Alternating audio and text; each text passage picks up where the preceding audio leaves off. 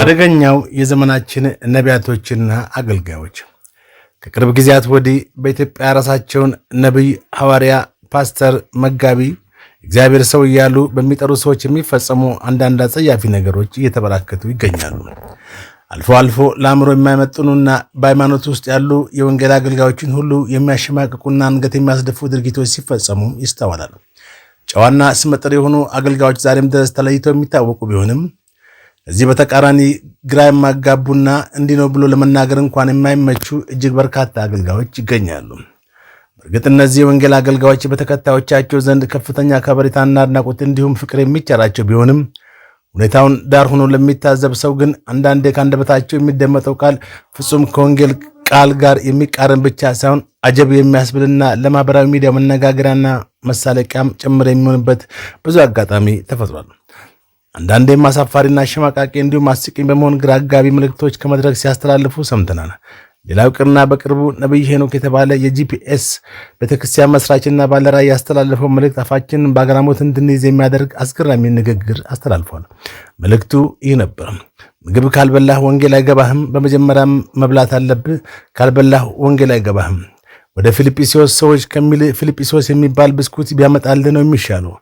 አንተን የሚያስነሳ ጥብስ ፍርፍር ነው በማለት የወንጌልን መልእክት ከሚበላ ምግብ በታች አድርጎ መናገሩ ምን ያህል አደገኛ ነገር እንደሆነ ማንም የሚታዘበው ሐቅ ነው።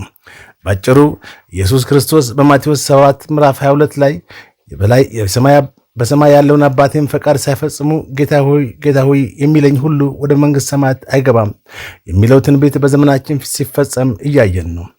በዚያን ቀን ብዙዎች ጌታ ሆይ በስምህ ትንቢት አልተናገርንምን? በስምህ አጋንንት አላስወጣንምን? በስምህ ብዙ ታምራትን አላደረግንምን? ይሉኛል። በዚያን ጊዜ ከቶ አላውቃችሁም እናንተ ክፎች ከኔ ራቁ ብዬ በግልጽ ነግራችኋለሁ በማለት የዘመናችንን ገጽታ ቁልጭ አድርጎ ያሳየናል። በባዶ ሜዳ ትሻገራላችሁ፣ ታመልጣላችሁ፣ ትጠረምሳላችሁ በሚል አማኙ ምንም አይነት ጥረት ሳያደርግ ከመሬት ተነስቶ ልክ እንደ ምትሃት ወይም አስማት በሚመስል ሁኔታ የሚከናወንለት አስመስለው የሚተነብዩ ብዙ ነቢያት ተብዬ አገልጋዮች ልክ እንደ እንጉዳይ እዚህም እዚያም በቅለዋል። በሌላ በኩል ልክ ጠንቋይ ይመስል ስልክ ቁጥር በዚህ የሚጀምረው ወይም ሙሉን ስልክ ቁጥር የሚናገሩ እህትሽ ጀርመን ሀገር ያለችው፣ ወንድምህ አሜሪካ ያለው፣ ታናሽ እህትሽ ካናዳ ያለችው፣ አጎትህ ስዊድን ያለው፣ እናትሽ የታመመችው ወዘተ የሚሉ ቃላትን በመናገር ነቢይነታቸውን ከሰማይ መሆኑን እንዲረጋገጥ የሚያደርጉ ነቢያቶች ብዙ ናቸው። የወንጌልን መልእክት በጠቅላላው መጋባትና ማጋባት ብቻ እንደሆነ አስመስላ የምታቀርብ ነብይት አስናቀች ባንጫን ማንም በማህበራዊ ሚዲያ ያውቃታል። አንዷን ከመቀመጫ አስነስታ የድሮ ባልሽን ፈተሽ ለምን አዲስ ሰው አገባሽ? አንቺን የሚወድሽ የድሮ ባልሽ እንጂ ያሁኑ አጭበርባሪ ነው በማለት ከተናገረች በኋላ ሌላኛዋን ሴት ደግሞ ከሌላ ጥግ አስነስታ በትዳርሽ ደስተኛ አይደለሽም ስትላት የተነሳችውም ሴት አሁን የእግዚአብሔር ሴት ብላ ስትመልስላት ነብይት አስናቀችም የበለጠ ለመናገር የልብ ይዛ አሁን ካንቺ ጋር ያለው ባልሽ አይወድሽም፣ እሱ ሌላ አፍቅሯል በማለት ዳርን ከመሰረቱ የምታናጋ አደገኛ ሴት ነች። የተጸለየበት ዘይት፣ ውሃ፣ ጨው በመሸጥ ዳጎስ ያለ ገንዘብ ወደ ካዝናቸው ማስገባት የቻሉ አገልጋዮች ቤቱ ይቁጠራቸው። ከዚህ አልፎ አንዳንዴ ደግሞ ወንጀል የሚፈጸምበት ሁኔታ ብዙ ነው። በገስታውት እንጸልይላችኋለን በሚል ከውጭ ሀገር ሳይቀር ጠርተው በጣም ብዙ ሺህ ብር የሚያስከፍሉ ሴቶችን የሚደፍሩና ብዙ ነውር የሚፈጽሙ አገልጋዮችም ተበራክተዋል። በእነሱ ምክንያት ለከፋ ስነ ልቦናና ጭንቀት የተዳረጉና ያረገዙ ሴቶችም እጅግ በርካታ ናቸው። ቤታቸው በበረከት ይሞላል። በመቶ ሺህ ሳይሆን በሚሊዮን ትባረካላችሁ፣ ያልጠበቀው ብር ከሆነ ሰው ይላክልሃል ወዘተ የሚሉና ሰዎች ያለፉበትን ሀብት እንደሚያገኙ በማስመሰል አማኙን የሚያማልሉ ሐሰተኛ ትንቢቶች በየጊዜው ከነዚህ አገልጋዮች ይነገራሉ። በመጀመሪያ ነቢይ ተብሎ ኋላ ላይ ሐዋርያ የተባለው እስራኤል ዳንሳን ካነሳን አንድ ነገርን ጨምር። አንድ ሰው ጋር ጠጋ ብሎ በቅርቡ 200 ሺህ ብር በአካውንት ይገባልሃል በሚል ሰውየው በሕይወቱ አይቶ የማያውቀውን ብር መጥቀስ በቅዠት ዓለም እንዲዋልል ሲያደርገው ይስተዋል። በነገራችን ላይ እስራኤል ዳንሳን ካነሳን ከ7 ዓመት በፊት በመጀመሪያ ነቢይ ተብሎ ኋላ ላይ ሐዋርያ የተባለው እስራኤል ዳንሳን ካነሳን አንድ ነገርን ጨምር። አንድ ሰው ጋር ጠጋ ብሎ በቅርቡ 200 ሺህ ብር በአካውንት ይገባልሃል በሚል ሰውየው በሕይወቱ አይቶት የማያውቀውን ብር በመጥቀስ በቅዠት ዓለም እንዲዋልል ሲያደርግ ይስተዋላል። በነገራችን ላይ እስራኤል ዳንሳ ከ7 ዓመት በፊት ከነቢይ መስፍን በሹ ጋር እና ከሌሎች ነቢያቶች ጋር በወንጌላውያን ቤተ ክርስቲያናት ህብረት የተሳተ የመጽሐፍ ቅዱስ አስተምሮ የሚከተሉ በሚል የታገደ ሲሆን የዛሬ 2 ዓመት ደግሞ በካውንስሉ ማስጠንቀቂያ ከተሰጣቸው አገልጋዮች አንዱ ነው። ከ2 ዓመት በፊት በካውንስሉ በየትኛው መድረክ ላይ እንዳያገለግሉ ከታገዱት ውስጥ የሰማይቱ ጽዮን ቤተክርስቲያን መስራችና መሪ ሚስጥረ መዝገቡ፣ የጋድስ ላይት ግሎሪ ኢንተርናሽናል ቸርች መሪ ጆይ ጭሮ ወይም ኢዮብ ጭሮና የባማ ሆሊ ፋየር ኢንተርናሽናል ቸርች መስራችና ባለራእይ ፕሮፌት ጆሲ ወይም ዮሴፍ ኪዳኔ ናቸው። በተለይ ነቢይ ጆሲ ጠቅላይ ሚኒስትሩ ግብረ ሰዶም በኢትዮጵያ እያስፋፉ መሆኑን ከመናገር አንስቶ በርካታ አስፈሪ ትንቢቶችን በማህበራዊ ሚዲያ ሲለቅ እንደነበረ ይታወሳል። በዚህ ምክንያትም ለእስር መዳረጉም ይታወቃል።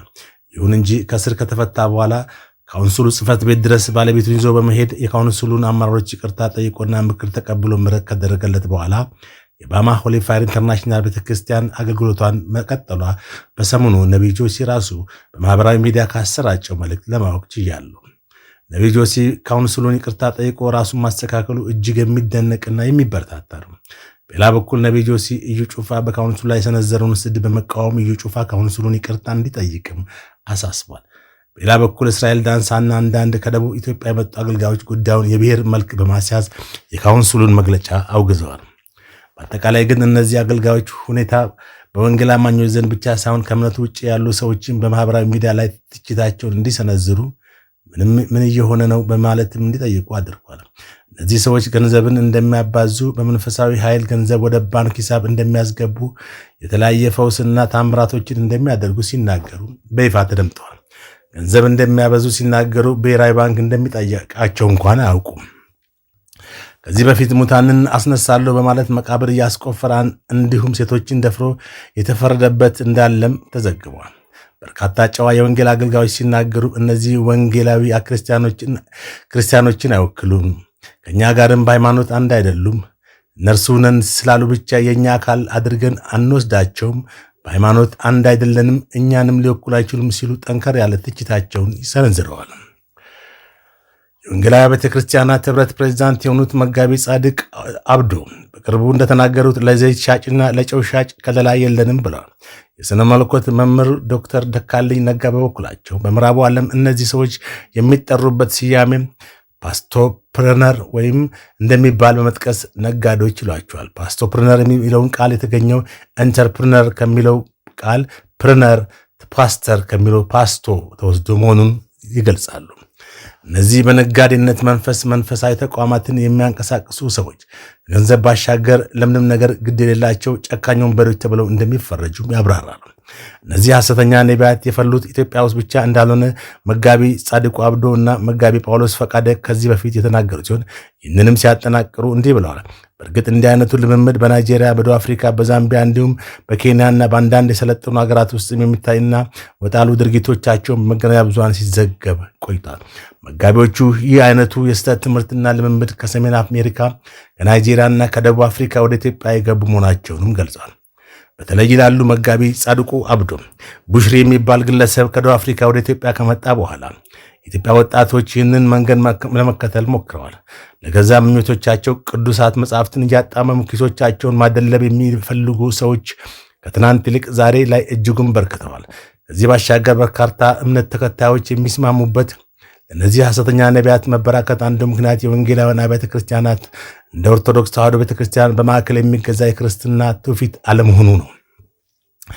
በዚህም የተነሳ ግለሰቦች ጭምር የራሳቸውን አብያተ ክርስቲያናት መክፈት የሚችሉበት እድል አላቸው ይላሉ።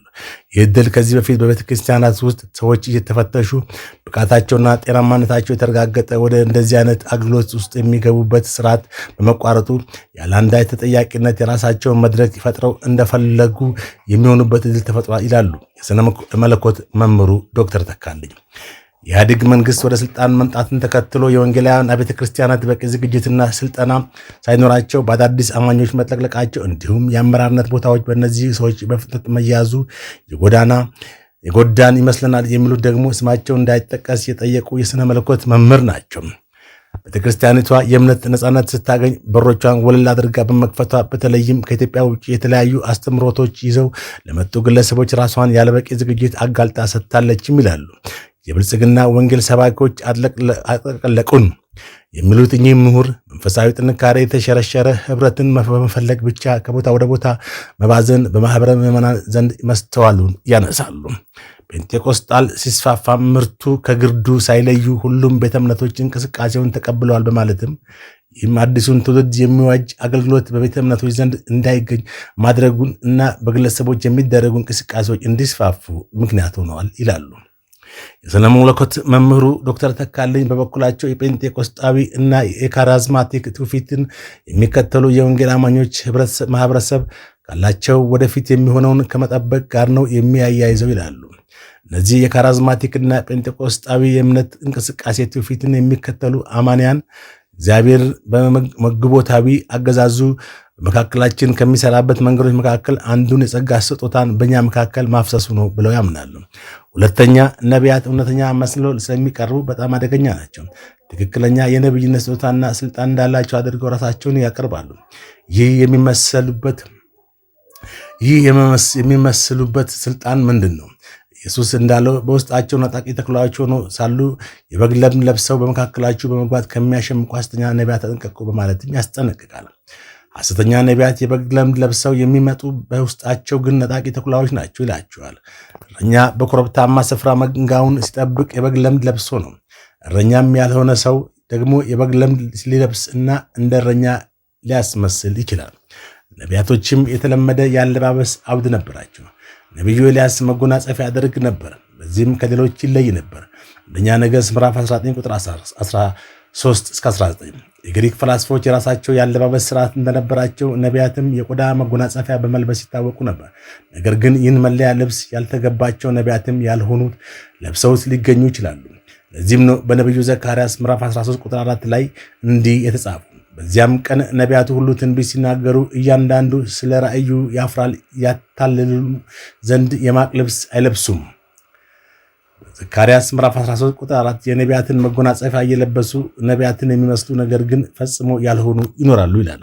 ሐሰተኛ ነቢያቶች በውጫዊ አቀራረባቸው አንዳንዶችን ያስታሉ፣ እንደ ታማኝ መሪዎችም ይቆጠራሉ። ይህንንም በልዩ ልዩ አለባበስ ራሳቸውን ለየት ለማድረግ ሊሞክሩ ይችላሉ።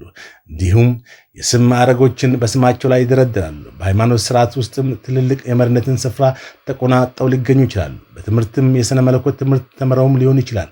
አልፎ ተርፎም በሥነ መለኮት ትምህርት አስተማሪዎችም ሊሆኑ ይችላሉ። በእነዚህ ሁሉ ሁኔታዎች እንደ ታማኝ መሪዎች ቆጥረናቸው ከሆነ ትክክል አይደለም። በየዋህነትም በውጫዊ ማንነታቸው ድምዳሜ ላይ ልንደርስም አይገባም።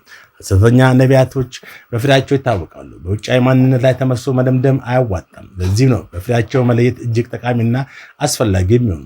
የዛፍ የስሩ ምንነት መታወቂያው በፍሬው ነው። መልካም ዛፍ መልካም ፍሬን ይሰጣል፣ መጥፎ ዛፍ እንዲሁ መጥፎ ፍሬን ይሰጣል። ስለዚህ ታማኝ የሆኑ መሪዎችን የመመዘኛ መንገድ በፍሬያቸው መሆን አለበት። ማቴዎስ ምዕራፍ 7 ቁጥር 20። ነገር ግን እነዚህን ፍሬዎች ታዲያ ምንድናቸው? እዚህ ላይ ልብ ማለት ይገባል። ሐሰተኛ ነቢያቶች ሃይማኖታዊ ስርዓቶችን የማይፈጽሙ አይደሉም። ሃይማኖታዊ ስርዓቶችን ይፈጽማሉ። ይልቁንም ሐሰተኛ ነቢያቶች በሐሰተኛ ምልክቶችና በሚመስሉ ታምራቶች የተሞሉ ናቸው። ይህንንም ማስተዋል እጅግ ጠቃሚ ነው። ሐሰተኛ መምህራኖችን እናወግዛለን፣ እንቃወማለን።